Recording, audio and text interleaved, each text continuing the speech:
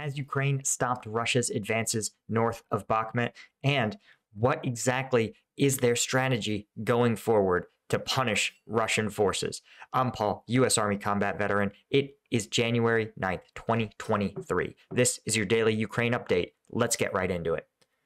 First off, when we look at the control map, we can see that the only real changes have been outside of Bakhmut. Now, from south to north, we are seeing that Russian forces have indeed made some limited advances in Optine, and they have actually seized this set of city blocks here. Now, we've seen at least 3 other times Russian forces have seized these blocks here and been pushed back by Ukrainian forces. However, this, I think, may be slightly different simply because this is not a salient. Before, they would push through, seize literally just these 2 blocks, and then be pushed out.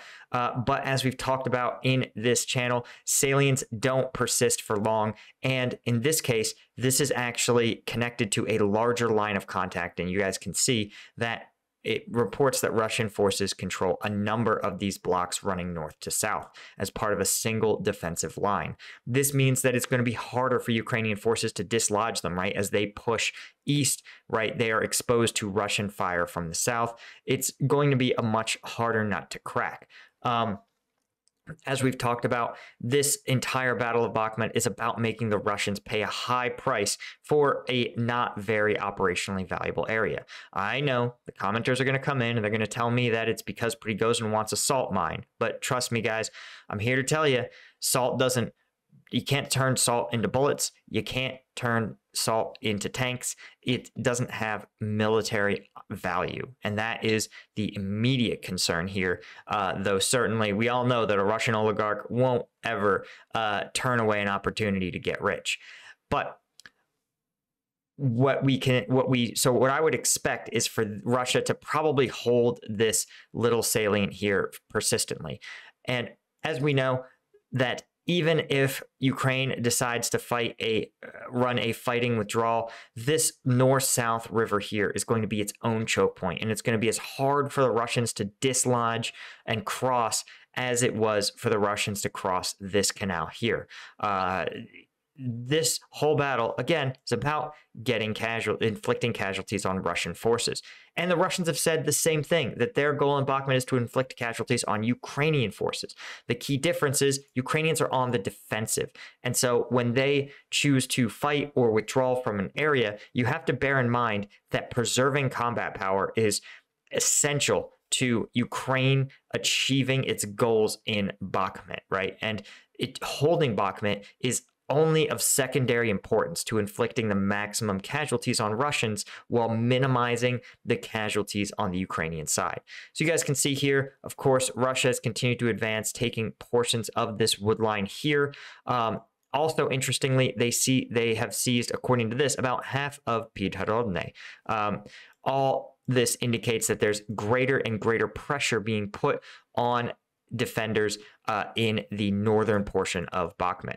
You can see here in Soledar, right, Russian forces have still been unable to seize this rail line, but they are trying to push from both the east and from the north, putting lots of pressure on Soledar in the hopes that they will be able to use it to flip Blahodatne and Krasna Hora.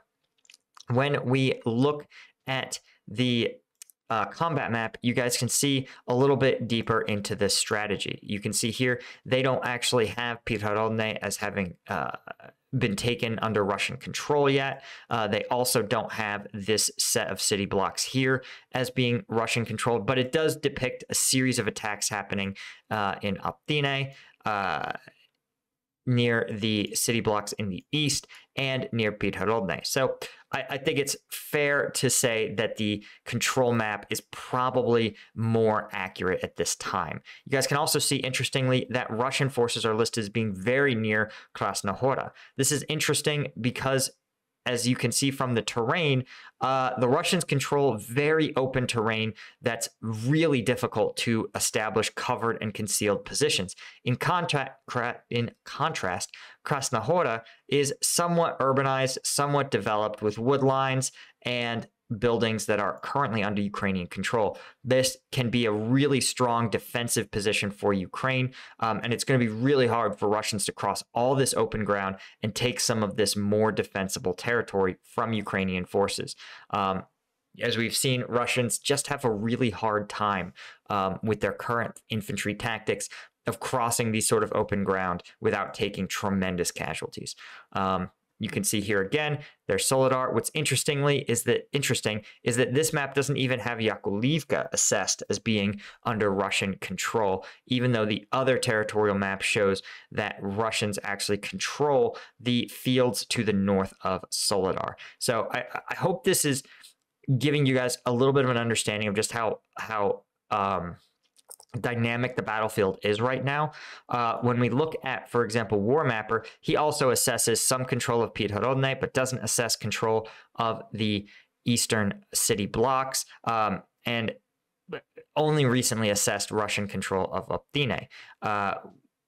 We actually, let's see if we can find, sometimes he will drop a map of the Soledar region, but it doesn't look like that's happened.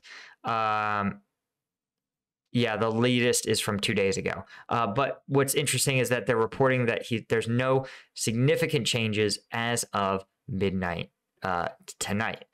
So what is the bigger picture here? And I want to point this out because I think it's really important that Russian troops, right, they are, of course, want to take Bakhmut for morale reasons. Ukrainian forces have acknowledged publicly that they don't really see the significant strategic value of Bakhmut, and that they are trying simply to maximize Russian casualties.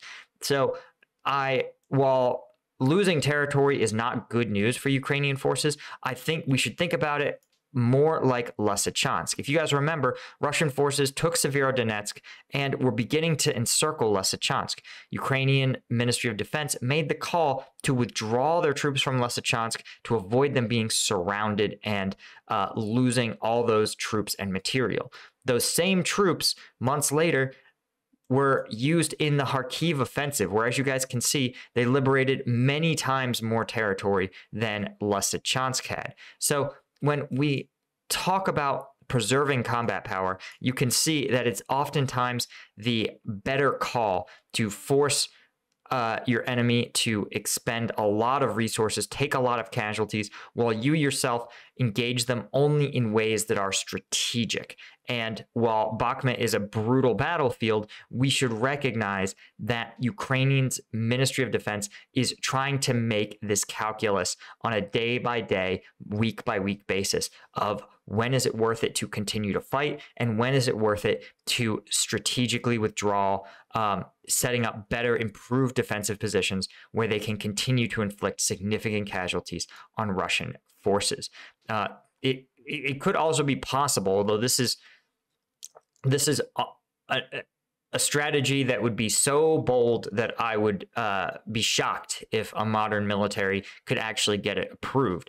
But it's possible that by granting Russia a level of victory, by granting them a level of advances, they are actually baiting Russian forces to double and triple down on Bakhmut, diverting potential troops away from other locations where Ukraine may hope to launch other offensive operations, and where and simply drawing more Russian troops into a meat grinder. We've talked about the fact that Russia almost appeared to have given up taking Bakhmut city itself, and it's possible that maybe this is actually a deception effort in order to continue to pull overly enthused Russian troops into ambushes functionally in places like Blahodotne and Soledar. I sort of doubt it. It's hard. It's really hard to do an ambush with a 200-person company.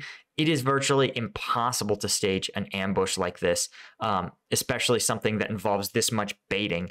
When you're talking about tens of thousands of troops. but it could accidentally work out that way anyway. Russians could overextend, advance too quickly for their already damaged supply lines, and quickly find that despite taking more territory, they are taking exponentially more casualties. I think actually that's probably Ukraine's best strategy, is to, if the Russians want to advance, let them advance. As you've seen here, the territory they've taken has been largely low value. Stretch them thin, and then absolutely hammer them with superior defensive positions and superior firepower. It's possible. We will be curious to see how this all shakes out. Of course, guys, if you want access to the uncensored combat video breakdowns, you know the viral ones I'm talking about. We had ones this week from the Azov battalion, POV helmet cam footage. We had a tank going hard into Russian trenches from point blank range. It was some wild stuff. And if you want to check it out, you want to sign up for the Patreon. Link is down below. But thanks, of course, to my Lieutenant tier patrons. You guys are the real Chads of this whole thing. I'll see you guys in the next one.